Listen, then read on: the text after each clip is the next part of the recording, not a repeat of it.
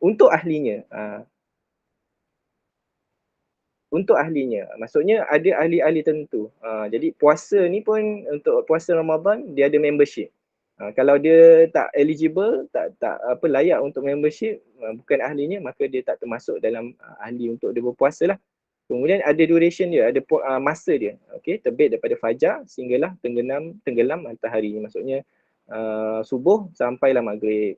Okey, jelas Baik, hukum berpuasa memang secara umumnya daripada Al-Quran, Sunnah, ijma' fuqaha, semua mengatakan bahawa hukum puasa adalah wajib sekiranya tiada keuzuran. Okey, yang Al-Quran tu berdasarkan firman Allah tadi lah, kutiba alaikumusiyam, difadukan kepada kamu untuk berpuasa. Hadis Nabi SAW, apa tu, yang bunyal Islamu ala khamsin, dibina Islam tu ada 5 perkara. Daripada rukun Islam kita lah. Islam yang pertama kita bersyahadah kepada Allah SWT. Keduanya mendirikan solat, aqimus solah, kemudian wa'atuz zakah, wa saum Ramadan. Kena puasa pada bulan Ramadan. Okey, dan yang haji lah. Jadi puasa Ramadan ni termasuk dalam rukun-rukun Islam yang wajib lah dikerjakan. Dan secara ijma' fuqaha, ijma' maksudnya kebanyakan fuqaha, lebih ijma' pada jumhur dengan ijma' berbeza. Ijma' ke semua. Kalau jumhur kebanyakan. Okey. Jadi ijma' fuqaha ke semua fuqaha, dia ulama ni kalau dalam bidang fiqh dia panggil fuqaha. Dalam tafsir panggil mufassirin dan sebagainya lah. Ikut bidang-bidang dia. So dalam bidang fiqh ni ijma' fuqaha maksudnya para ulama-ulama dalam bidang fiqh telah memang berpendapat bersetuju bahawa tiada khilaf untuk wajib untuk berpuasa tanpa keuzuran. Sekiranya kita ada keuzuran lah. Boleh tengoklah kitab Bidayatul Mujtahid, Mughni Muhtaj. Semua rasa semua kitab mengatakan wajib berpuasa sekiranya tiada keuzuran. Okey, baik. Kita lihat syarat wajib dan sah puasa. Ini adalah membership lah. Ini adalah ahli-ahli yang tadi berdasarkan berdasarkan ta'rifan dari segi istilah. Istilah tu saya ambil daripada Fiqhul Islam Mu'adillatuhu. Dalam kitab Fiqhul Islam Mu'adillatuhu tentang definisi puasa itu. So ahli-ahli dia. So ahli yang pertama dia mestilah Islam. Kalau non-Muslim maka excluded lah. Tak termasuk lah daripada membership. Dia tak layak. Kemudian mukallaf, dan bermaksud mukallaf ni kallafa yukallifu, mukallafun maksudnya orang yang di responsibility, diberi tanggungjawab. Okey, so dia mestilah baligh dan berakal. Mesti ada dua perkara ni. Kadang-kadang kita lihat anak kita 5 tahun, 6 tahun dia dah berakal tapi belum baligh lagi. Ketika tu tak diwajibkan puasa. Mungkin kalau dia tertinggal puasa tu dimaafkan lah. Tapi kalau dia dah baligh dan berakal, kalau lelaki baligh itu maksudnya keluar air mani lah. Kalau perempuan tu datang haid. Okey? Jelas Jadi kenalah mukallaf, dia baligh dan berakal, maka ketika itu wajib untuk dia berpuasa. Kemudian yang ketiga, tiada keuzuran yang menghalang. Uzur ni dari segi perempuan ni kita ada haid dan nifas. Kalau lelaki dan perempuan ni pengsan ataupun gila sepanjang hari. Kita tadi tengok definition daripada definisi puasa tu dia mestilah daripada terbit fajar sampailah tenggelam matahari. Maksudnya lepas subuh sampailah berbuka maghrib lah. Okey, kalau dia sepanjang hari ini berkait tentang kita punya general anesthesia ke regional anesthesia ke, bius paruh, bius tempat, bius penuh. Ni ada isu kat sini lah. Kemudian tiada keuzuran yang mengharuskan berbuka. Mengharuskan berbuka maksudnya ada rukhsah di situ. Yang tadi ayat daripada Allah SWT lah. Faman kana minkum maridan, siapa yang sakit, sakit pun dispesifikkan. Takkan pening kepala sikit, headache pening kepala, tak payah puasa. Tak boleh. So sakit yang mendatangkan darurat. Kena sakit yang mendatangkan darurat. Kemudian faman kana minkum maridan au ala safarin. Siapa yang bermusafir.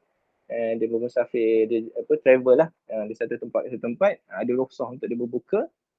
Ataupun tidak mampu berpuasa. Wa alal ladzina yutiqunahu lah. Yutiqunahu yang dimaksudkan situ maksudnya mereka yang mungkin terlalu tua atau puasa yang tiada harapan sembuh. Okey, yang terlalu tua ni dispesifikkan lagi mereka yang tua tapi dia masih ada akal. Sebabnya kadang-kadang orang tua ni dia ada yang demented ataupun dementia, nyanyuk lah. Saya kejap-kejap dia lupa, hari ni hari apa kan? Ini ni siang ke malam dia masih demented. So ketika itu kita tengok dia punya membership tu dah hilang kat sini, akal. Jadi dispesifikkan yang terlalu tua ni yang tidak demented lah, yang masih boleh berfikir waras. Sebab ada orang tua memanglah tua, dia GCS semua full tapi sometimes is demented. Termasuk juga orang-orang yang ada masalah apa, orang-orang nak kata bukan gila lah, dia boleh gila lah, orang-orang yang gila ataupun yang tidak berakal lah. So dia terkeluar daripada membership kita lah. Okey, itu adalah syarat wajib untuk kita berpuasa. Kemudian rukun puasa ni adalah dua saja. Niat untuk berpuasa, jadi innamal a'malu binniyat, al-umur bimaqasidiha. Perkara pertama adalah niat. Okey, kemudian yang kedua menahan diri daripada perkara yang membatalkan puasa. Ni dia punya duration dia daripada terbit fajar sehinggalah tenggelam matahari. Oleh ni dalam fiqh manhaji lah oleh Syekh Mustafa Bughaw. Okey.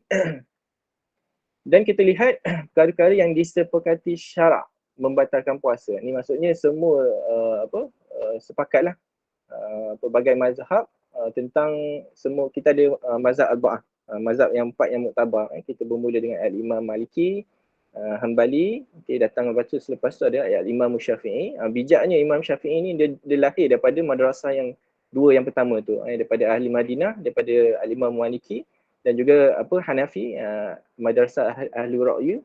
Maka lahirlah al-Imam Syafi'i. Dia dua-dua, jadi dia ni lebih kita sebut sebagai moderate lah, lebih moderate. Dan al-Imam Syafi'i ni lebih berhati-hati lah. Dan lahir daripada al-Imam Syafi'i, anak murid dia al-Imam Hanbali. Okey. Jadi syarat yang ataupun perkara-perkara yang membatalkan syarat, disepakati syarat yang membatalkan puasa yang jelas adalah makan dan minum, kecuali dengan tidak sengaja. Dispesifikkan lagi untuk mereka yang tidak sengaja, berdasarkan hadis Nabi sallallahu alaihi wasallam, wa fi'al kalam an-nisa nisyan al-khata' nisyan wa mastukri alaih. Siapa yang lupa, tersalah, tak sengaja ataupun yang dipaksa. Ada orang yang dipaksa kan, buka puasa tapi dipaksa janganlah makan sampai 5-4 pinggan kan. So dia ada kadar dia lah. Kalau terpaksa ataupun tak sengaja tapi sampai 3-4 pinggan makan nasi lemak. So tu bukan tak sengaja lah, tu memang sengaja untuk tidak sengaja. Okay. So makan dan minum dengan tidak sengaja jelas. Hadis Nabi SAW diriwayatkan oleh Bukhari dan Muslim. Siapa yang terlupa bahawasanya dia setelah berpuasa, lepas tu dia termakan terminum lah, maka dia boleh sempurnakan puasanya. Okay, ni sama jugalah istilah macam tiba-tiba terbangun lambat. Ingat masih subuh lagi, minumlah air untuk sahur. Dia tengok, dah pukul dah, tapi dia masih berpuasa. Masa tu bulan Ramadan, maka dia boleh teruskan berpuasa lah. Dia dah terminum 1 botol air jus mangga, macam tu lah. Tu kalau dia tidak sengaja. Tapi kalau dia sengaja, dia dah tahu dah, dia bangun lambat, tengok masa pun dah pukul 7 dah ni, lepas tu pukul 6 dah 4 minit dah subuh kan. Jadi ketika tu terbatal. Kemudian yang seterusnya muntah dengan sengaja. Ni muntah yang sengaja kalau kita relatekan dengan kita punya daily practice, contoh perempuan yang morning sickness. Dia pregnant, pagi-pagi memang dia morning sickness. Dia tak paksa benda tu, memang terkeluar semuntah-muntah morning sickness. Ni anak lelaki ke anak perempuan, morning sickness. So kita tak boleh nak kata batal puasa ni sebab muntah. Tapi dia tak sengaja, memang tak boleh nak tahan. Dah makan Maxolon ke ubat kan, tapi still muntah. Ketika tu muntah dengan tidak sengaja, maka tak batal lah. Tapi dengan sengaja maka batal. Seterusnya haid dan nifas. Ni jelas untuk orang perempuan. Haid ni darah yang sentiasa datang setiap bulan. Nifas ni selepas kelahiran lah. Okay. So memang jelas kalau haid dan nifas untuk perempuan memang tak boleh puasa. Jadi dia bukankah apabila sedang haid dia tidak solat dan puasa? Dia tak solat dan puasa, tapi solat tak perlu nak ganti. Puasa kena ganti, wajib ganti. Kemudian seterusnya bersetubuh dengan sengaja walaupun tanpa keluar air mani. Okay. Kemudian istimna. Istimna ni mengeluarkan air mani dengan bercumbul dengan tangan onanis lah, macam nak suka-suka macam tu lah. Kemudian gila dan murtad. Gila dah tertolak lah kita punya ahli tadi kan, membership kita. So gila dah tak masuk dengan berakal. Murtad tak termasuk juga membership. Sebab the first kriteria untuk jadi membership ahli ni adalah Islam. Okay. Okay, dan seterusnya adalah sampai ain. Ain ni adalah sesuatu ke dalam jauf. Jauf ni adalah rongga melalui liang yang terbuka. Okey, kat sinilah syarat yang terakhir ni lah yang mempunyai perselisihan pendapat. Okey, jadi yang atas-atas tu yang tadi tu jelas yang atas yang kita kata membatalkan syarat membatalkan puasa ni, makan minum, muntah, haid dan nifas, bersetubuh, istimna, ni gila dan muntah ni memang dah exclude daripada membership, dah keluar daripada ahli. Dan yang terakhir ni lah yang menjadi perselisihan para fuqaha. Okey. Jadi penetapan maksud rongga ni menurut mazhab Hanafi, Syafi'i dan Maliki adalah rongga yang merangkumi perut dan segala rongga badan. Segala rongga badan, kalau mengikut mazhab Hanafi, Syafi'i, mazhab kita Syafi'i kan, dan Maliki, maka boleh batal puasa dia. Rongga ni lebih secara umum, apa sahaja rongga, bahkan mata pun disebut rongga, hidung kan, korek hidung kan, dulu-dulu kalau kita kecil tu, korek hidung batal puasa. So kalau mazhab Syafi'i, rongga-rongga ni semua akan membatalkan puasa, tapi ada had-had dia lah, nanti kita akan jelaskan. Okey, mata, telinga, semualah disebut sebagai rongga. Tetapi menurut mazhab Hambali, Al-Imam Hambali mengatakan bahawa rongga yang membatalkan puasa di sisi Hambali adalah perut. Okey, ini adalah perut. Okey, kita jelas kat sini ada dua perselisihan pendapat. Okey. Jumhur ulama mengatakan perut dan segala rongga badan, perut juga, yang ini adalah perut. Tapi secara ijma', kalau kita lihat dua ni, ada dua kriteria yang sama, iaitu perut. Yang ini adalah perut. So seluruh mazhab empat yang muktabar mengatakan segala perkara yang sampai kepada perut adalah batal puasa. Jadi kita tolaklah untuk segala rongga ni, ini khusus kepada orang yang sakit lah. Lebih spesifik kepada orang sakit. Jadi segala perkara yang sampai kepada perut maka membatalkan puasa. Okey, ni ada beberapa keadaan lah untuk pesakit untuk tidak berpuasa. Sekiranya berpuasa tu boleh menyebabkan penyakit tu makin sembuh, untuk sembuh lambat kan. Sekiranya pesakit suka berpuasa kerana letih, lemah badan, hingga kan nak solat pun tak mampu.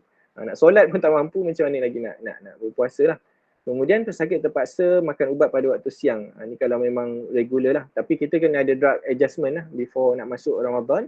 Orang yang kecil manis tu kita ada drug adjustment. Kita buat daripada QID 4 kali mungkin pada BD, semasa sahur, semasa buka. Kemudian penyakit bertambah parah apabila puasa. Ini contoh macam orang yang kena burn, yang satu badan kena terbakar. Jadi dia akan sentiasa hydrated dan dia perlukan water, air itu untuk sebagai hydration untuk the skin kan. So bila dia berpuasa tu mungkin penyakit tu akan lagi lambat lah dia punya healing process tu untuk orang yang terbakar satu badan. Okay? Kalau terbakar sikit-sikit tu tak apalah kan. Okay? Okey, kita lihat kaedah umum berkaitan perkara-perkara yang membatalkan puasa. Ni saya ambil daripada Mawsu'ah Tibiah Fiqhiyah, satu ensiklopedia. Menarik, banyak jilid ensiklopedia ni. Ada satu bab tu tentang puasa lah, dan dia ada setiap bab tu ada persoalan-persoalan dia. Okey, untuk kaedah umum yang dijelaskan dalam Mawsu'ah ataupun ensiklopedia tersebut, dia mengatakan kaedah pertama, asal kepada persoalan tentang fiqh perubatan dalam bidang orang yang beribadah pesakit ni adalah daripada nas dan ijma'. Asalnya daripada dia. An-nas ni dimaksudkan, an-nusus ni maksudnya Al-Quran dengan As-Sunnah dan juga ijma'. Okey, itu jelas.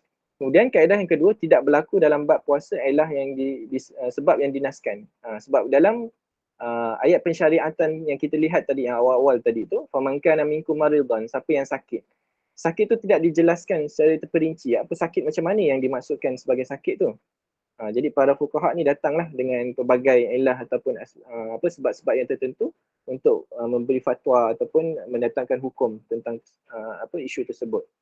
Kemudian kaedah yang ketiga, bukan semua perkara yang masuk ke dalam badan membatalkan puasa.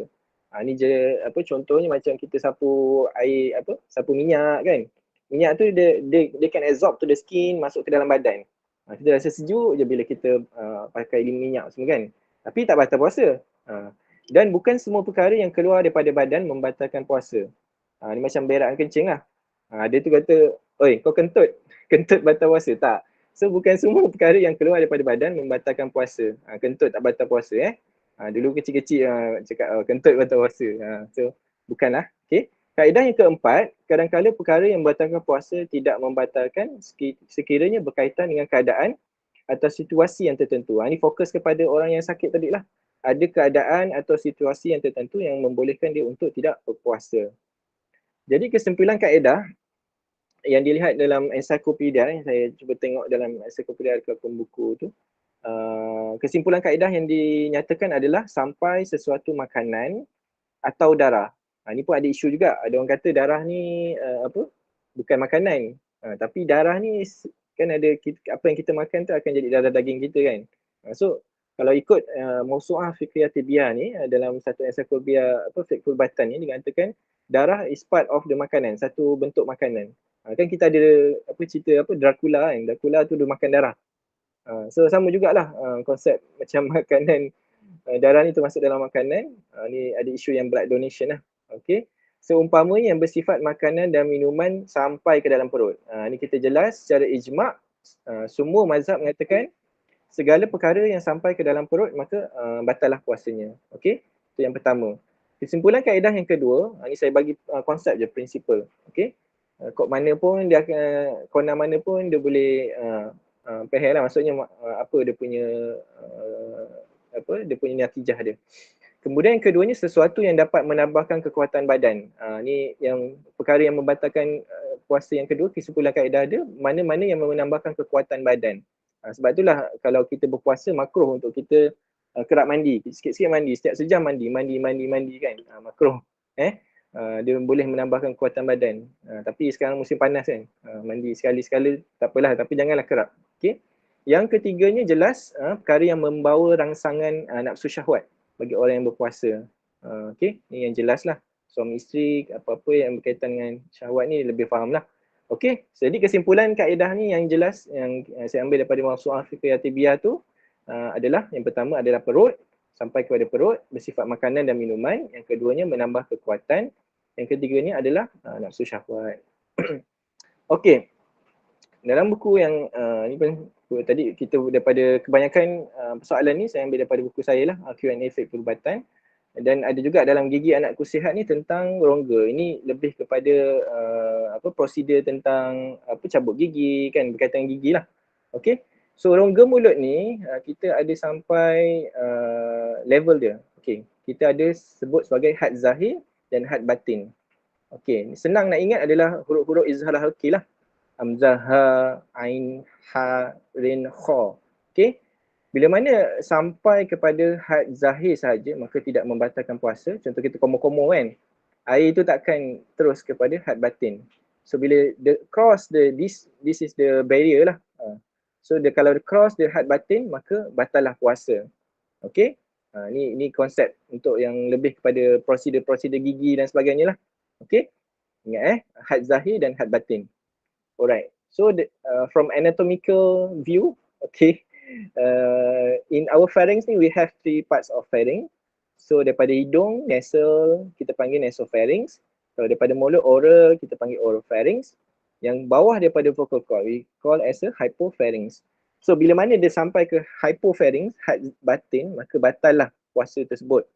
Dia tertelan tapi masih kat ujung ni, boleh keluar lagi, keluar. So bila keluar, so tak batal lah.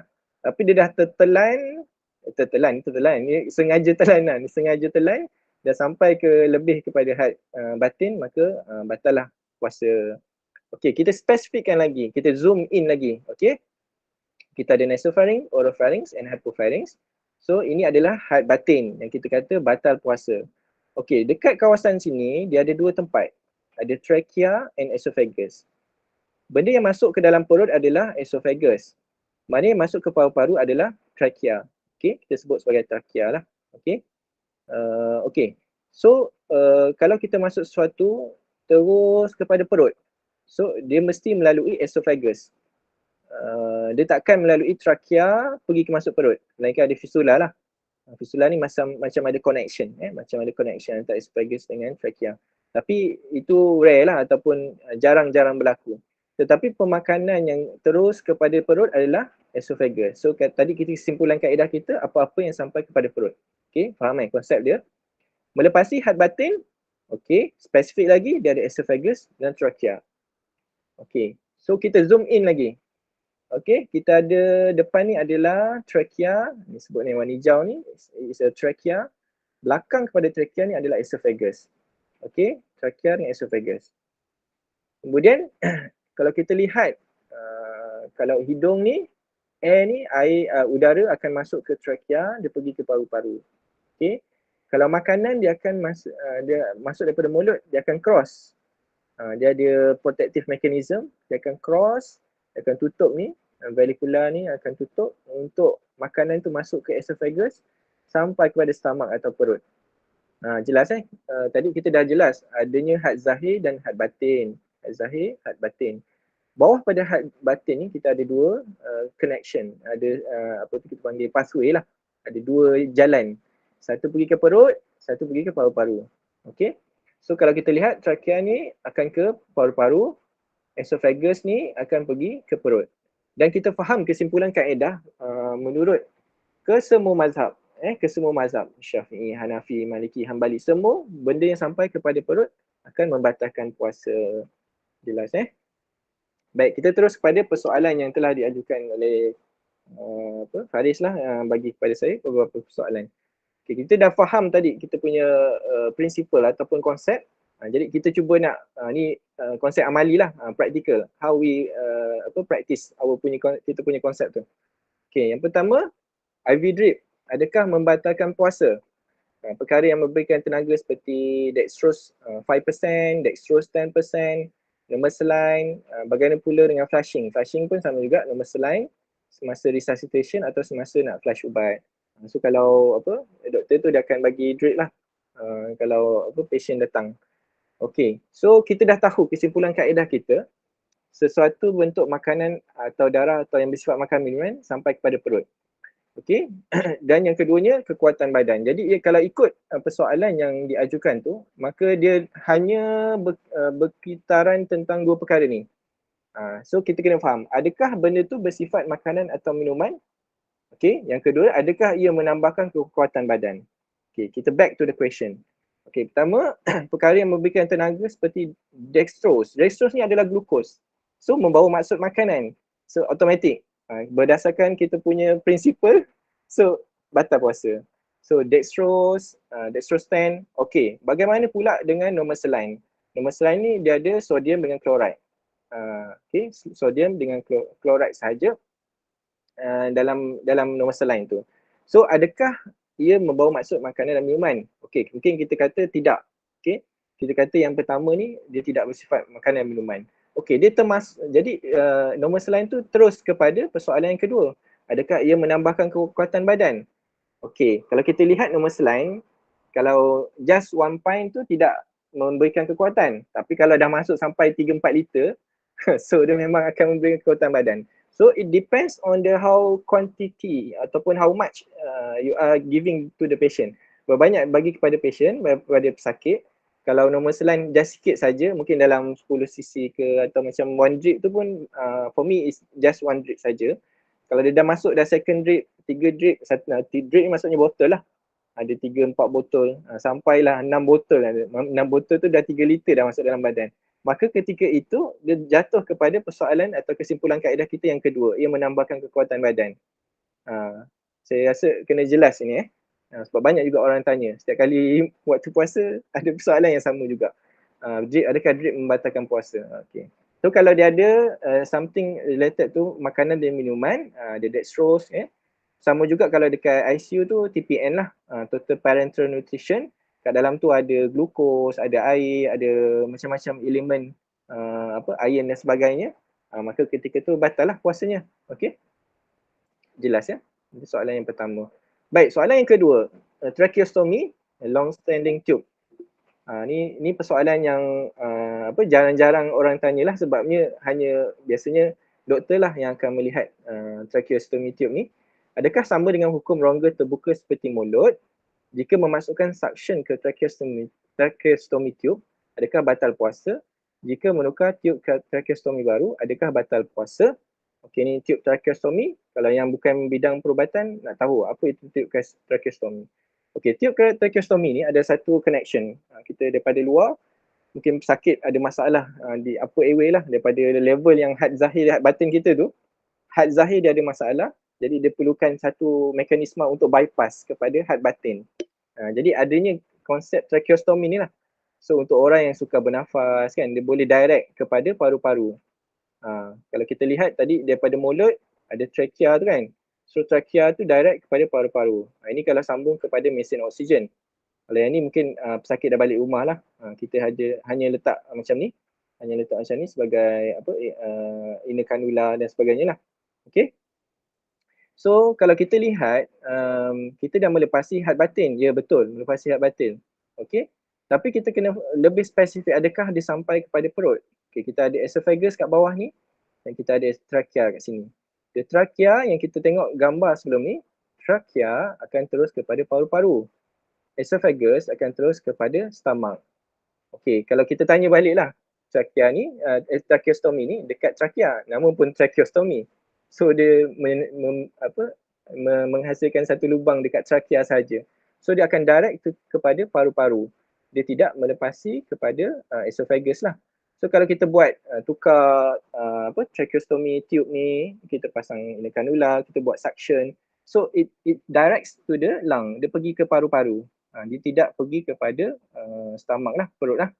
Dan kita faham ijma' fuqaha kata kalau pergi kepada perut saja membatalkan puasa. Maka ada je pesakit yang ada trachea tapi dia still berpuasa. Pakcik saya ada seorang on tracheostomy kat rumah lah.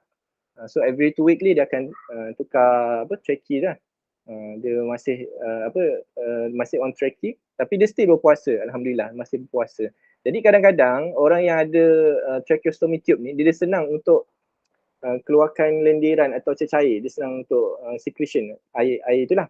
Jadi salah satu cara nak bersihkan, kita suction, kita masukkan satu tube yang kecil sambung kepada suction, masukkan tube kecil tu untuk masuk masuk kepada trachea saja. Dan dia tidak masuk kepada esophagus. Dia, sebab esophagus dengan trachea ni ada satu macam lining pathway yang berbeza, kena faham. Dia ada macam satu pathway berbeza lah antara esophagus dan trachea. Satu pergi paru-paru, satu pergi ke stomach. Okay. So kalau kita lihat isu kita, tracheostomy tidak membatalkan puasa. Okay. Kalau batal puasa kesian kat pakcik saya. Pakcik saya tu ada trachea kan. Setiap kali puasa takkan batal kan. So dia ada permanent trachea. So dia boleh berpuasa macam biasa. Kalau nak cuci sajalah bahagian trachea. Tak ada masalah. InsyaAllah. Allah terima. Baik, soalan yang ketiga, persoalan dalam bidang perbidanan dan sakit puan. Adakah keluar air ketuban membatalkan puasa? Okey, dalam proses kelahiran, dalam labor room lah, pesakit akan diberikan satu ubat. Ni pitocin ni adalah nama lain untuk hormon lah, oxytocin. Oxytocin ni dia punya function adalah untuk uterine contraction. Uterine contraction, bila contract, cervix ataupun kita punya bukaan tu akan lagi luas. Makin contract makin luas, makin contract makin luas. So that's the function of pitocin. So biasanya dalam proses kelahiran, ibu-ibu ni akan diberikan ubat pitocin ni lah untuk merangsang kontraksi, pada masa yang sama membekal bukaan untuk kelahiran lah. Kemudian soalan dia, adakah batal puasa jika memasukkan ubat untuk mempercepatkan proses bersalin, pemeriksaan vagina dan memasukkan speculum? Okey, kita pergi ke satu-satu. Adakah keluar air ketuban membatalkan puasa?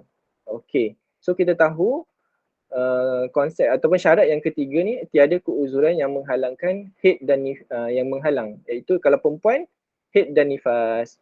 Okey, nifas ni darah yang keluar selepas kelahiran. Okey, selepas kelahiran. Jadi air ketuban, apa lagi?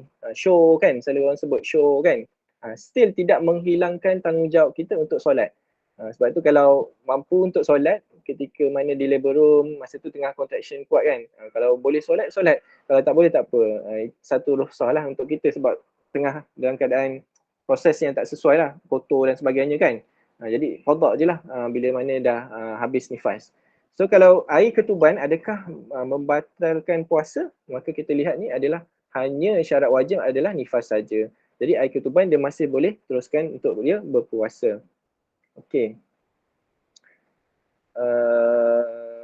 Pesakit diberikan ibuprofen. Ini sama jugalah. Kita kembali kepada kita punya konsep kaedah yang tadi itulah. So ia bukan membawa maksud makanan dan minuman, ia bukan memberikan maksud memberi kekuatan dan juga bukan membawa maksud menambahkan nafsu syahwat. Tiga-tiga konsep kaedah kita, prinsipal tu kita dah pegang. So ketika tu maka tak ada masalah lah bagi IV apa pun, pitocin ke apa, Maxolon ke apa yang berkaitan tentang ubat ni, tak ada masalah. Nak flush dengan nombor selain tak apa, tak ada masalah. Okay. Lepas tu, adakah batal puasa jika memasukkan ubat untuk mempercepat puasa salin? Okey. So kita faham konsep yang kedua, pertama tadi, apa yang makanan dan minuman yang membawa maksud sampai kepada perut. Okey. Kalau kita lihat, ini lelaki lah, kita ada pasang CBD kan. Ni adalah catheter, urinary catheter. So dia pergi kepada pundi kencing sahaja. Kalau untuk sampai ke pundi ke dalam perut, so dia perlu masuk satu lubang yang bawah pula. Kalau lelaki dia ada 2 lubang lah. Okey. Okey, lelaki dengan ada 2 lubang, untuk perempuan dia ada 3 lubang. Yang pertama lubang untuk air kencing, yang kedua lubang pergi ke rahim, yang ketiga adalah usus. Okey. So kalau kita lihat kesimpulan kaedah yang tadi tu, mana yang sampai kepada perut? Okey, kalau antara 3 lubang ni hanya yang belakang saja sampai kepada perut. Jadi nak buat ubat nak buat pemeriksaan. Nak letak ubat. Biasa kalau kita letak prostin kan, ubat untuk membesarkan jalan terbuka, biasa kita letak kat sekitar ni lah, pangkal rahim.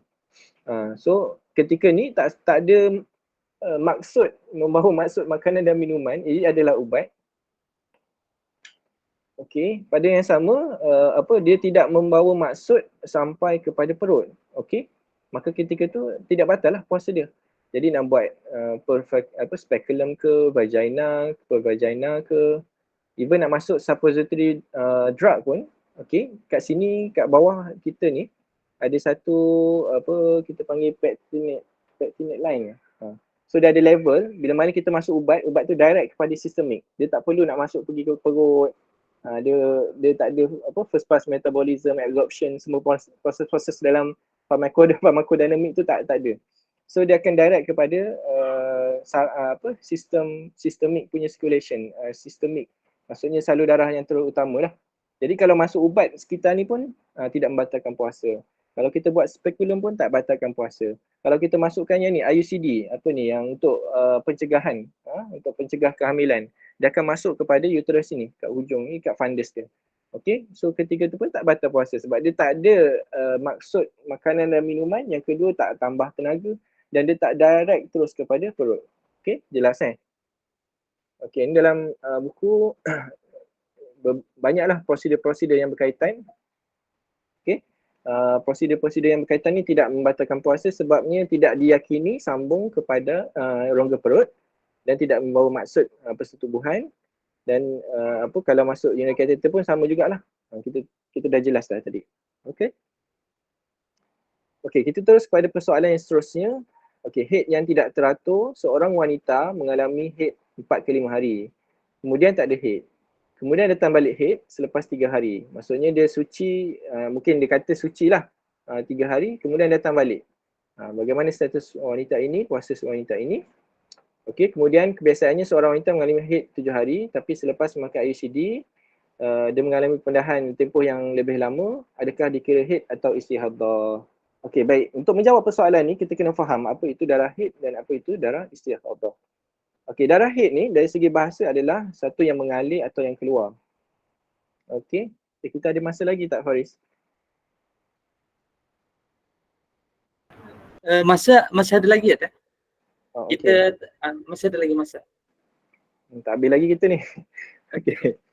Saya cuba cepat sikit lah. Okey, kita ada darah haid. Untuk darah haid ni adalah sesuatu yang mengalir. Haid kan, mengalir dan keluar. Dari segi fuqaha ni adalah darah bulanan. Dia mesti every month bila dah balik tu dia akan datang. Untuk keluarkan untuk keluarkan darah lah. Dinding rahim tu lah. Dia akan erupted dan keluar lah. Okey. Kepentingan darah haid ni sebab nak menentukan pertamanya berakhirnya edah. Edah untuk orang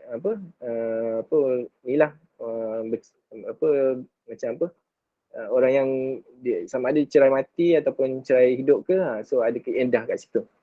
Okey, yang keduanya untuk bersih atau bebas rahim, disebut sebagai istibrak. Ni. Tetapi dia ada khilaf lah sama ada 3 bulan ke ataupun 3 kali suci. Tak ada masalah. So tak apalah. Kemudian adalah hukum balik. Bila datang haid maka kita tahulah tadi balik. Kalau lelaki dengan keluar air mani, kalau perempuan dengan keluar darah haid. Kemudian dia ada membezakan kepada tolak sunni dan bid'i. Sebab itulah tak boleh, kalau boleh jangan tolak wanita yang tengah datang haid lah. Okey, so dia akan jadi talak bid'ah lah. Okey. Dan kita lihat tempoh putus haid, ada yang menurut mazhab Hanafi 55 tahun, Hambali tak ada penetapan, Maliki 70 tahun, sindul misil disebut sebagai sindul misil, orang yang dah 70 tahun. Kalau kat Mesir tu saya pernah jumpa umur 50 nak ke 60 masih lahirkan baby. So it's very rare lah, kat Malaysia tak jumpa lagi umur 60 tahun lahirkan baby kan. Tapi kat Mesir saya pernah jumpa sekali, macam it's quite amazing. So kadang-kadang orang tahu mungkin bangsa ke ataupun race tertentu macam ni, sebab itulah Imam Maliki dia kan, Imam Maliki lebih duduk di negara Hijaz kan, Madinah semua tu. Mungkin kat situ ada orang yang 70 tahun barulah ada menopause. Jadi tak pelik lah, jangan terkejut. Umur 60 tahun, tiba datang orang Arab datang 60 tahun lahirkan baby. Okay, kalau mengikut mazhab Syafi'i, dia kata 60 ke 62 tahun lah. Jadi pendapat yang terpilih tak ada penetapan. Kalau mengikut tempoh haid yang sekejap 3 hari 3 malam menurut mazhab Hanafi, Maliki Zahiri ni dia sekali keluar. Ni tempoh paling singkat. Okay, kalau Syafi'i dengan Hambali sehari semalam, so sekali sehari. Okay, tapi pendapat terpilih tak ada.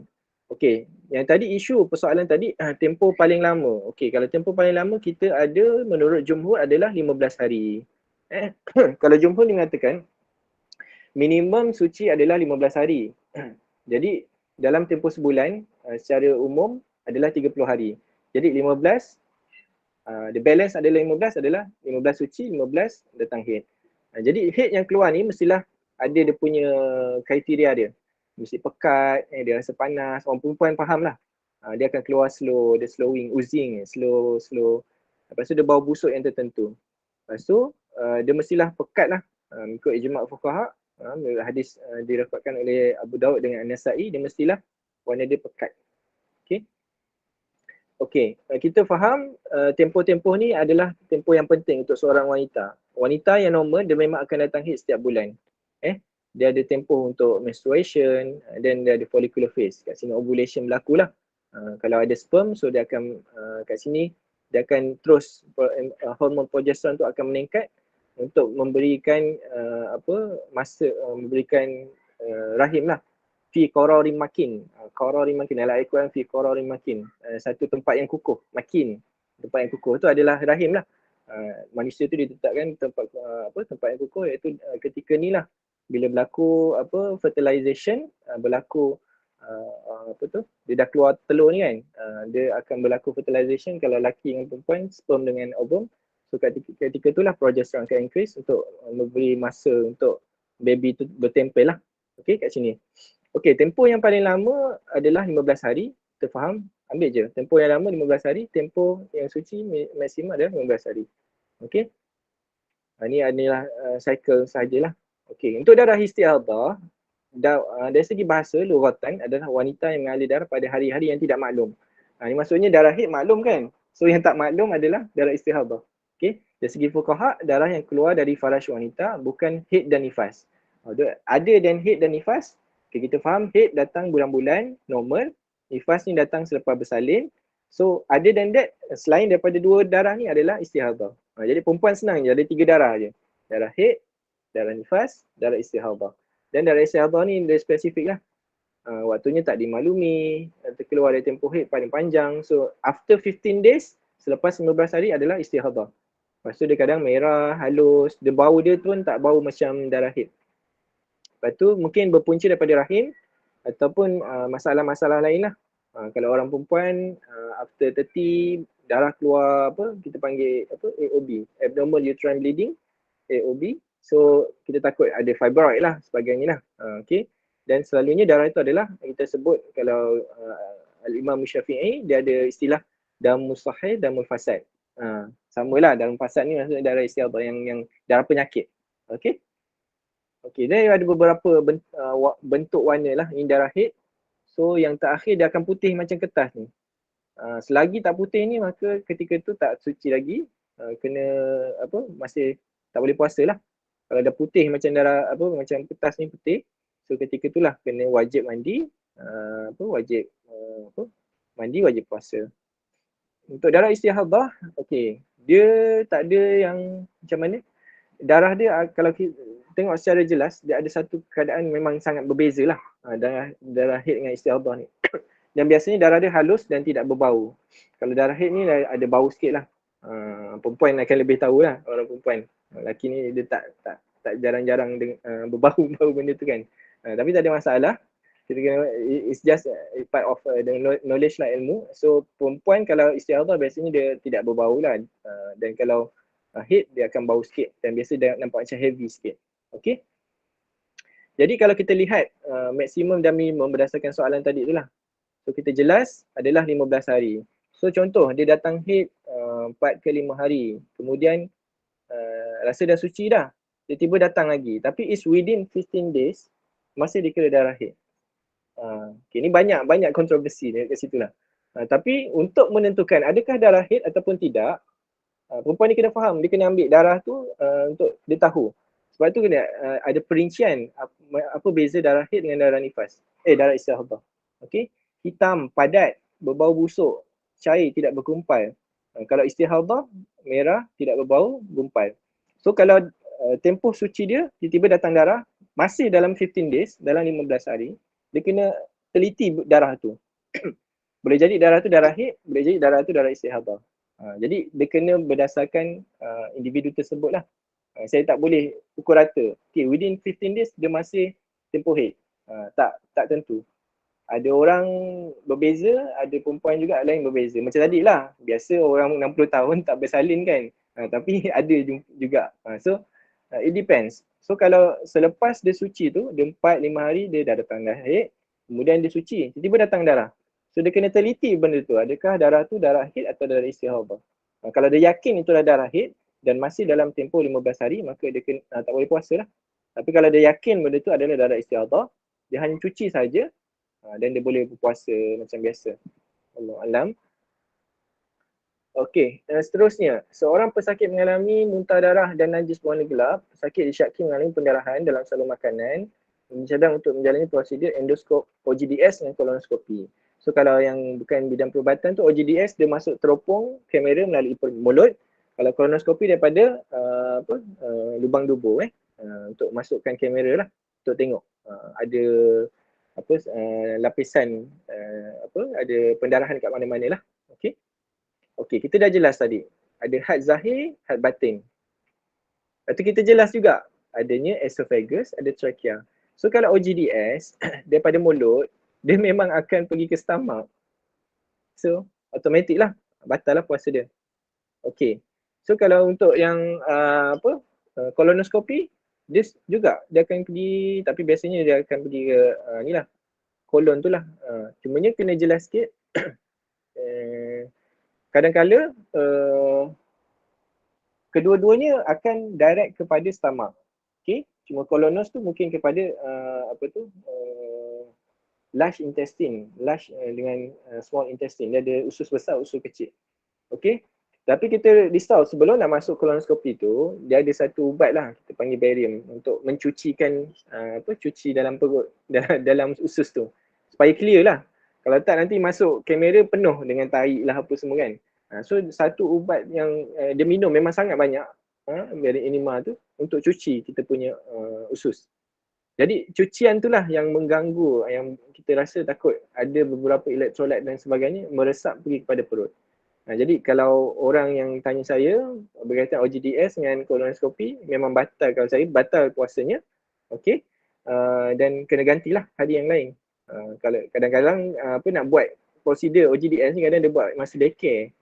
So dia tak ada buat waktu malam. So tak boleh lah lepas tarawih nak buat OGDS. So dia buat masa klinik dan sebagainya. So kalau boleh kita atur betul-betul, plan baik-baik kita punya prosedur tu. Kalau boleh buat sebelum Ramadan atau selepas Ramadan. Kalau tak boleh juga, terpaksa batal lah puasa ni. Allah alam.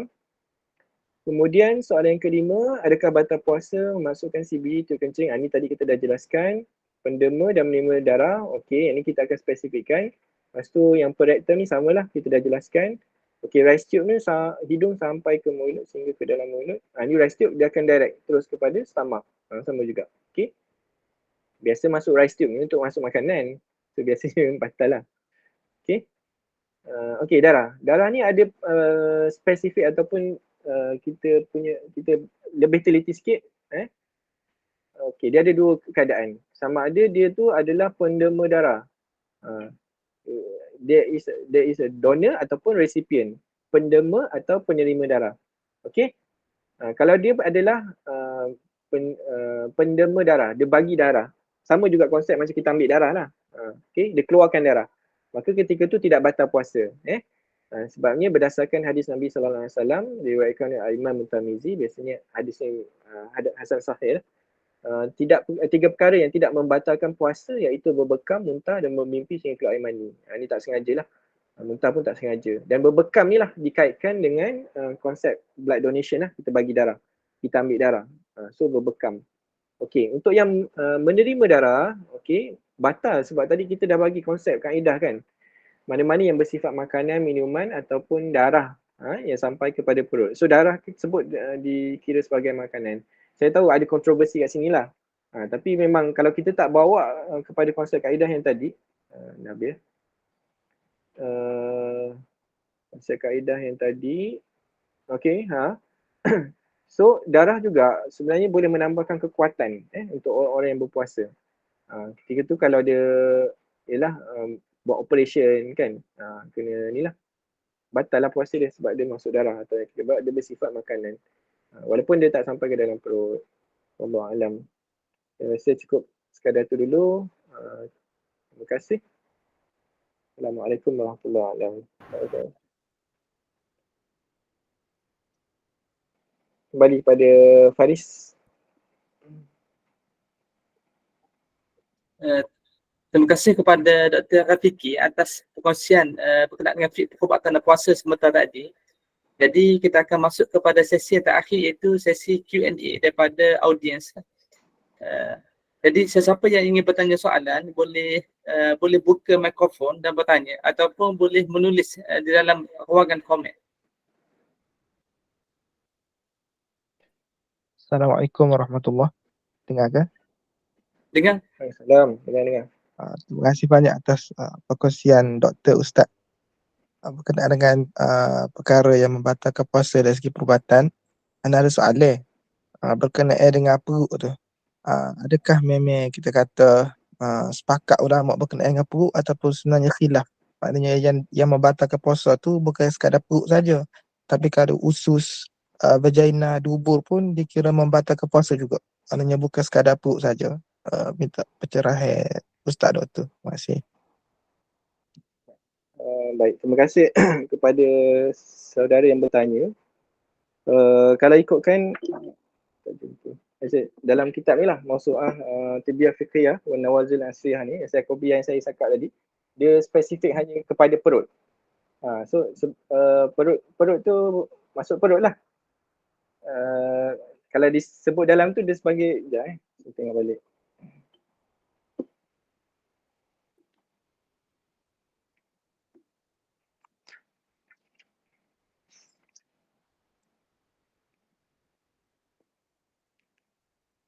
Disebut sebagai al-ghazak. Benda-benda yang sampai kepada ma'idat. Ma'idat ni benda yang sampai kepada memang perut. Spesifik kepada perut. Dia bukan bermaksud kalau kita lihat gambar tu kan. Betul, dia memang bawah tu kita ada usus. So bawah daripada stomach ataupun perut ni dia memang ada usus-usus lah. Kita ada usus besar, usus kecil dan sampai kepada bawah. Kalau mengikut Mawsu'ah Tibiah ni dia khusus kepada stomach, perut ni lah. Sebab benda ni yang menyebabkan al-ghazak tu, makanan serapan utama yang pertama sampai kepada perut. Jadi menjawab kepada persoalan tadi, adakah usus-usus yang lain juga tu membawa kepada maksud perut? Kalau ikutkan Mawsu'ah ni mengatakan perut sajalah al-ghazak ni yang sampai makanan pertama. Tapi kalau menurut saya, kalau kolon ataupun usus-usus ni, kadang-kadang macam kita masuk barium lah nak buat kolonoskopi, dia boleh jadi serapan tu akan pergi kepada perut. Jadi kat situ dia ada khilaf ataupun penelitian yang kita perlu lebih jelas lah. Tapi kalau untuk yang vagina, dia juga tadi tanya kan soalan tentang vagina dan sebagainya. Kalau kita lihat gambaran kat sini pun, kita ada kalau perempuan lah, dia ada untuk yang pudi kencing, okay. Enter. kita ada yang pundi kencing, kita ada yang vagina, kita ada yang pergi ke usus ni lah. Dia akan pergi ke usus kecil, usus besar dan sebagainya atas ni. Dan yang ni akan pergi kepada perut. Kalau yang tadi soalan dia tentang vagina memang jelas. Dia tak mendatangkan membawa maksud sampai kepada perut lah. Okey, untuk pundi kencing pun tidak sampai kepada perut. Ni spesifik kepada pesakit lah. Janganlah saja-saja nak buat eksperimen dan sebagainya kan. Ni kalau mengikut keperluan. Sebab tu dalam kaedah pun ad-darurah tubihul mahzurat. Kemudaratan tu membolehkan kepada perkara-perkara yang mengharamkan. Tapi kaedah yang lain, ad-darurah tuqaddiru biqarariha. Darurat itu ditentukan dengan kadar-kadarnya. Jadi hanya sekadarnya lah. Janganlah sebenarnya pesakit tu sakit lain lah. Tapi semua kita nak jolok kan. Semua nak masuk. Just mengikut perkadarannya dan kadar-kadar yang tertentu sahaja. Saya rasa menjawab soalan lah. Wallahualam. Okey, terima kasih doktor.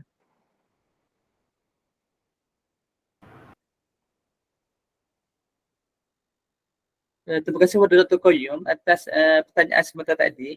Jadi kita buka lagi kepada sahabat-sahabat lain sekiranya ada persoalan.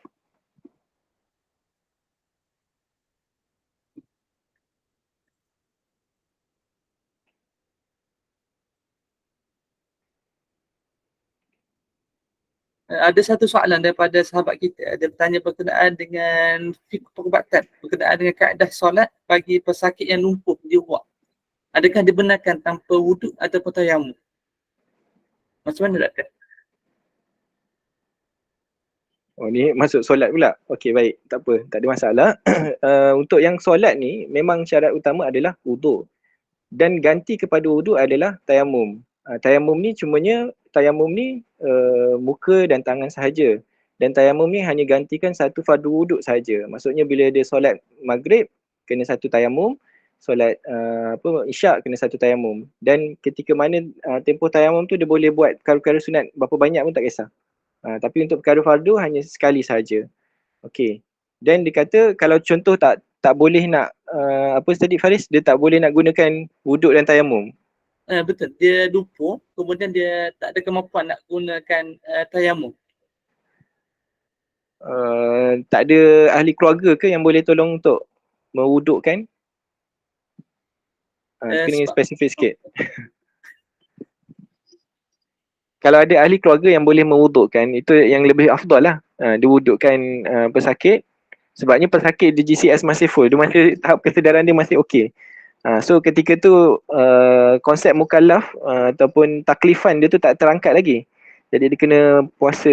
Dia kadang makcik-pakcik ni kadang duduk hospital sakit, tak payah puasa, tak payah solat. Dia is wrong konsep salah tu. Selagi dia masih sihat, maksud selagi masih dia berwaras, walaupun dia sakit, dia masih perlu solat dan puasa. Jadi kalau tak ada sekiranya okey, kalau mungkin soalan yang Faris tadi mungkin kalau pesakit tu backbound ataupun mungkin yang pesakit yang keadaan yang tak boleh guna wuduk, tak boleh tayamum. Contoh dia fully burn, kebakaran lah satu badan. Dia sedar, orang ni sedar, saya pernah jumpa sedar semua tapi satu badan tu terbakar. Tak boleh guna air, memang sangat sakit. Air tak boleh kena, tayamum apa atas lagi memang tak boleh lah. Ketika tu dimaafkan lah. Jadi dia boleh solat tanpa wuduk dengan tayamum. Dan kalau ikut pendapat setengah fuqaha tu kata sah dia punya solat dia. Walaupun tanpa wuduk dengan tayamum sebab ketika tu keadaan dia memang sangat darurat. Tapi seelok-eloknya ikut mazhab Syafi'i, seeloknya selepas dia sihat dia kena qada balik. Sebab tu kalau kita sakit, kalau boleh kita buat satu checklist ataupun buku lah. Okey, hari ni kita punya subuh okey tak? Asal okey tak? Okey, so kalau macam kita dah sihat, kita kena ada satu konsep tanggungjawab untuk kita menggantikan balik. Ganti balik kepada solat-solat yang kita telah tinggal ketika sakit. Nak ganti tu bukannya maksudnya satu hari tu ganti terus. Tak. Dia kena slow-slow lah. Contoh kita solat solat duha boleh ganti. Atau kita solat fardu, contoh solat zuhur, kita ada tinggal zuhur ni masa sakit ni. Okey, kita ganti satu. So pangkahlah satu. Lepas tu kita solat asar, kan masuk waktu solat asar. Lepas solat fardu dengan imam semua tu, pergi belakang sekejap. Kita ganti qada kita solat asar. Dipotong satu. Jadi gitulah kaedah dia untuk kita ganti balik. Mungkin itu kot yang masuk dia. Kalau backbound yang memang tak ada apa, memang tak boleh gunakan wuduk atau tayamum. Tapi dalam Islam memang itu sajalah, kita kena wuduk dengan air. Sekiranya tak ada air, maka ganti dengan tayamum, pengganti kepada wuduk tersebut. Tapi yang tayamum ni dia walaupun dia satu fardu, tapi yang bagusnya dia boleh menggantikan hadas kecil dan hadas besar. Jadi kalau dia keluar air mani ke dan sebagainya, boleh ganti dengan tayamum. Wallahu alam.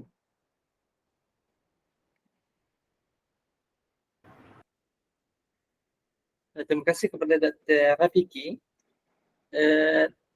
Ada apa-apa pertanyaan atau soalan yang lain?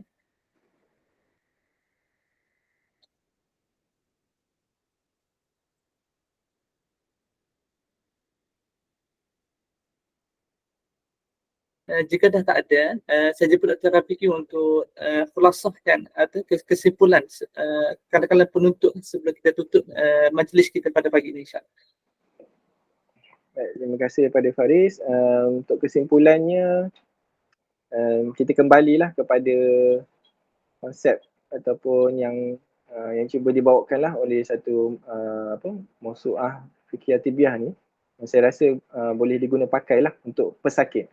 Okey, yang pertamanya, konsep yang pertama, semua rongga yang tadi kan kita dah faham adanya perkara-perkara yang membatalkan puasa dan adanya khilaf dari segi rongga tu. Jadi kita dah faham, kita boleh ambil rongga yang dimaksudkan di sini adalah perkara yang sampai kepada perut. Menurut ijma' fuqaha lah. Semua fuqaha, semua mazhab mengatakan sampai kepada perut. Kemudian kaedah yang kedua, okey, as a take home message, inilah tiga perkara ni lah. Satu perkara makanan atau darah, sampai atau seumpamanya bersifat makanan dan minuman. Sifat makanan dan minuman tak kisahlah benda apa pun, bersifat makanan dan minuman sampai kepada perut. Yang keduanya menambahkan kekuatan badan. Yang ketiganya membawa rangsangan nafsu syahwat. Inilah as a take home message. Saya rasa cukup kot sekadar tu. Lama juga kita ni. Wallahualam. Assalamualaikum warahmatullahi wabarakatuh. Waalaikumsalam warahmatullahi wabarakatuh. Terima kasih kepada Dr. Rafiki di atas perkongsian mengenai perubatan dan puasa yang kedua sebentar tadi. Jadi semoga perkongsian yang diberikan sebentar tadi kita amalkan dalam kehidupan kita dan kita mengajar kepada yang lain, insyaAllah. Semoga kita menjadi seorang pengamal perubatan yang perubatan muslim yang baik, insyaAllah. Jadi kita tangguh dengan majlis kita pada pagi ini dengan tasbih kafarah dan subhanallah.